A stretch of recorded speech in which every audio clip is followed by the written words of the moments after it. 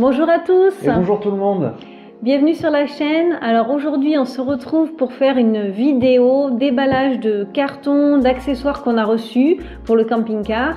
Alors on avait déjà fait une première vidéo sur les accessoires. D'ailleurs on vous met le lien en haut si vous ne l'avez pas vu.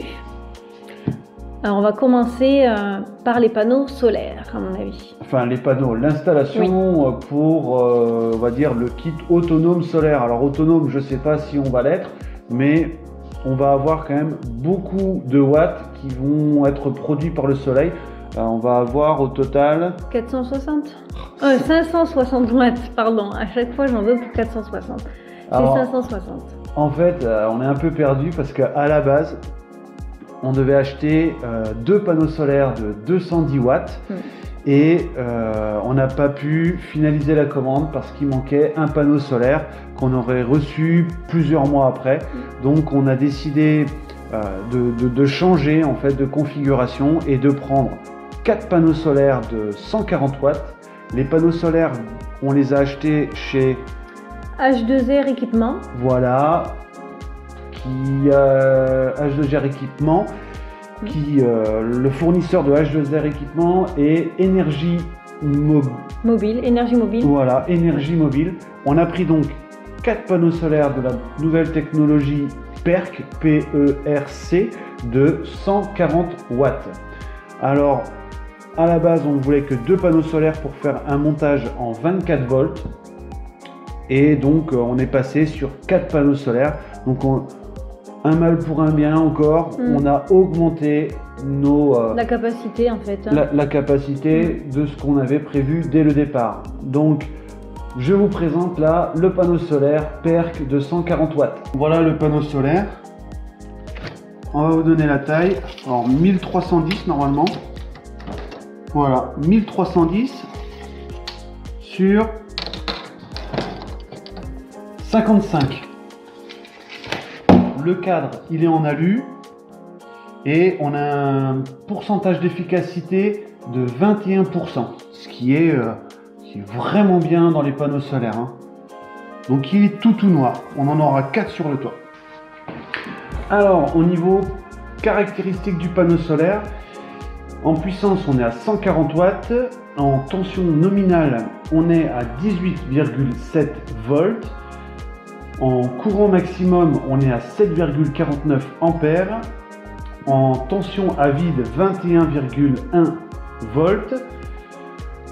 Court-circuit à 7,94 ampères. Et la dimension, 1310 par 56 par 35 mm d'épaisseur. Et un panneau solaire fait 8,2 kg. Alors le panneau solaire est bien sûr pré-câblé avec des câbles MC4 de 1,50 m, ce qui va pas suffire pour faire le câblage sur le camping-car, sur le toit du camping-car. Du coup, on a acheté 10 mètres de câble. Je pense que ça suffira, mais j'en ai recommandé au cas où. Et c'est du 10 mm carré, c'est du gros câble. Comme on va passer en 24 volts, il faut vraiment du très gros câble. On a les connecteurs MC4 qui sont en Y, c'est-à-dire qu'on va avoir un connecteur pour le plus avec 2 panneaux solaires, un connecteur pour moins pour 2 panneaux solaires et on ressort en 1. On a encore des mâles et femelles MC4 pour pouvoir faire les rallonges sur le toit et à l'intérieur du camping-car.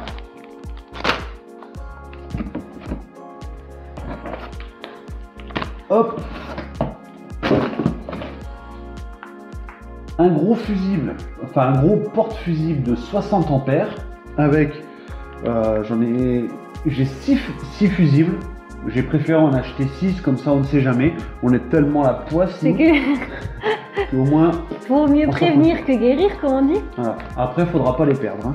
Il faudra se souvenir, on les a mis.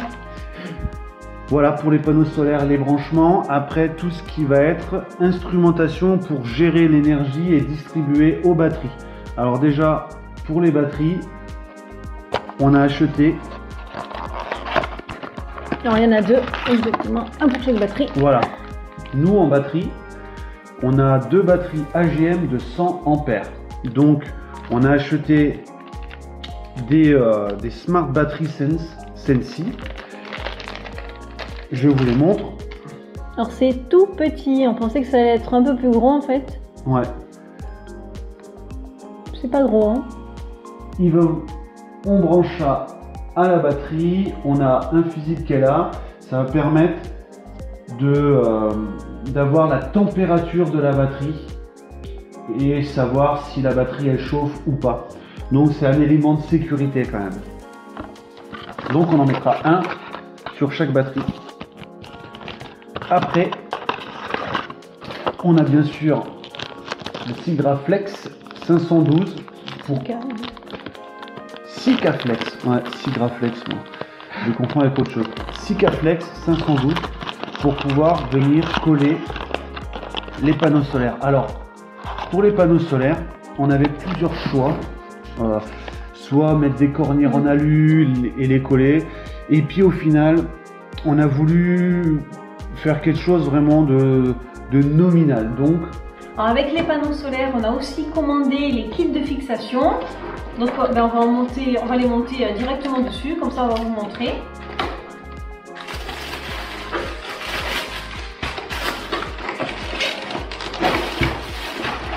Ça c'est lourd quand même. Hein. Ah oui, c'est quand même des beaux morceaux. Hein.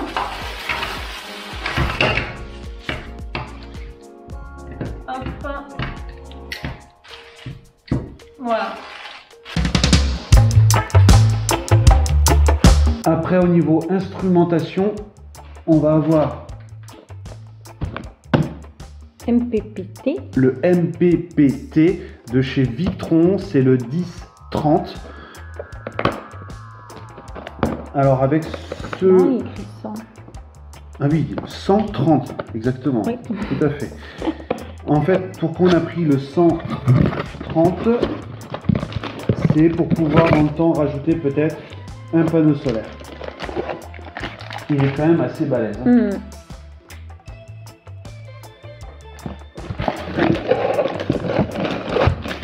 Hop.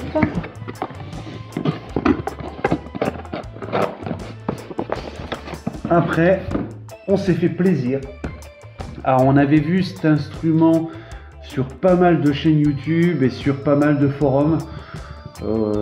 Apparemment, c'est indispensable. Donc, on verra nous dans le temps. Donc, c'est le e-manager.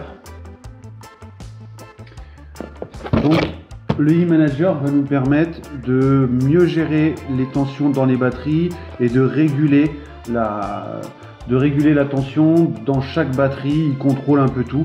Bon, je pense que je vais pas vous faire un tuto sur le e-manager parce que là des gens beaucoup plus compétents sur d'autres chaînes YouTube qui le détaillent et qui ont déjà un retour. Si vous le voulez, vous mettez dans les commentaires, je vous ferai un retour d'ici quelques temps, une fois l'installation testée et approuvée. Donc le e-manager, on a le boîtier déporté et la centrale.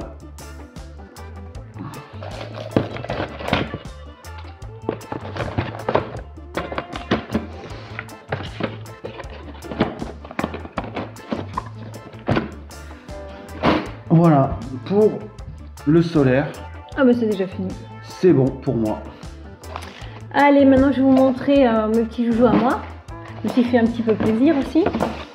Bon, c'est un plaisir pour moi, mais qui va faire plaisir à tout le monde. Hein.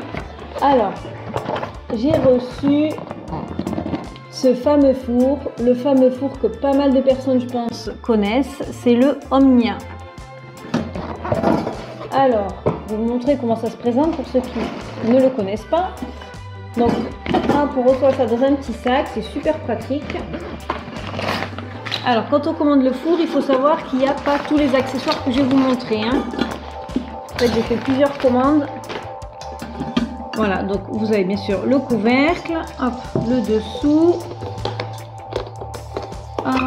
le fond du four. Voilà, en fait, le four, il se présente comme ça, tout simplement. Quand on l'achète, il est comme ça. Voilà. Et moi, en accessoire en plus, j'ai acheté la grille, voilà, pour pouvoir faire des petits pains ou on verra bien, hein, un petit peu tout. Et aussi le moule en silicone qui sera super pour tout ce qui est gâteau ou même pour du poulet, enfin voilà, pour des choses en sauce. Voilà, ça sera super pratique. Et il y a encore des autres accessoires après? Oui, il y avait aussi le moule en silicone avec comme des emplacements pour faire tout ce qui est un petit peu petit cake ou muffin. Mais ça me paraissait vraiment tout petit. Donc bon, on verra plus tard. Peut-être que je craquerai, que j'achèterai. Mais je trouvais que ça avait l'air petit au niveau compartiment. Donc j'ai préféré prendre celui-là. Ça en fera plus. Parce que c'est vrai qu'il est pas très gros, ouais, hein, quand même. C'est pas très gros, franchement. J'ai vu, il y en a, ils font des pizzas dedans. C'est pour moi la pizza. Ça va être tendu, hein. Ouais, franchement. Ah oui, ça sera que pour moi. Je pense qu'il faudra faire une calzone histoire de doubler la valeur de pâte et que ce soit bien garni. Une tournée pour chacun. C'est pas très gros en soi, hein. Franchement, je crois que ça doit être la même taille qu'une assiette. Hein. On va voir, ça fait combien en diamètre?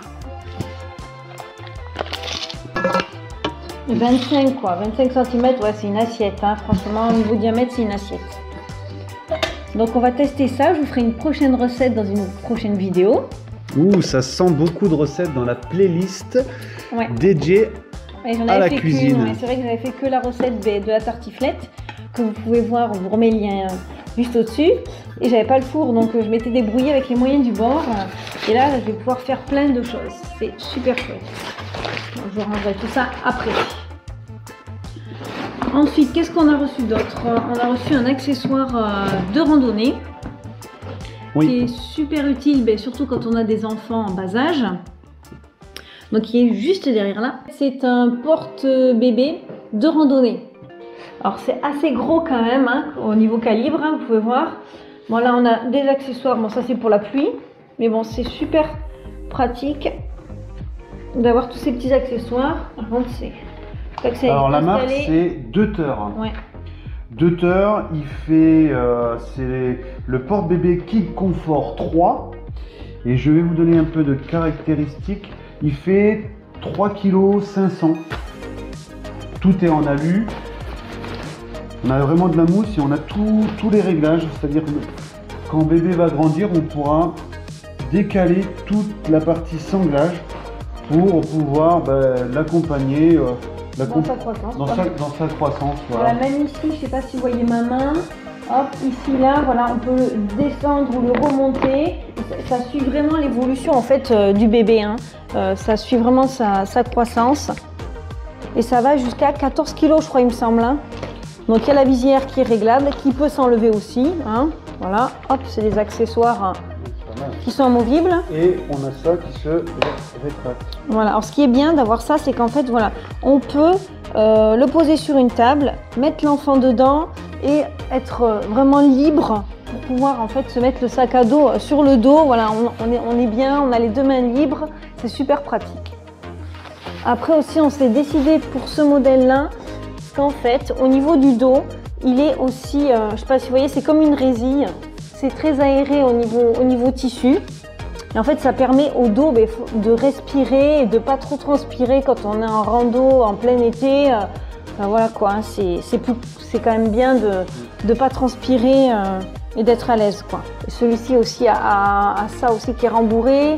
Si le bébé il dort et qu'il penche sa tête, au moins il a le front qui est sur une mousse. Enfin voilà, c'était vraiment, ça retenait bien sa tête. Ce modèle était vraiment top. Et hop, on peut après le replier. Ouais voilà, pour le ranger, nous il passe dans des portes coulissantes, hein, il se range bien.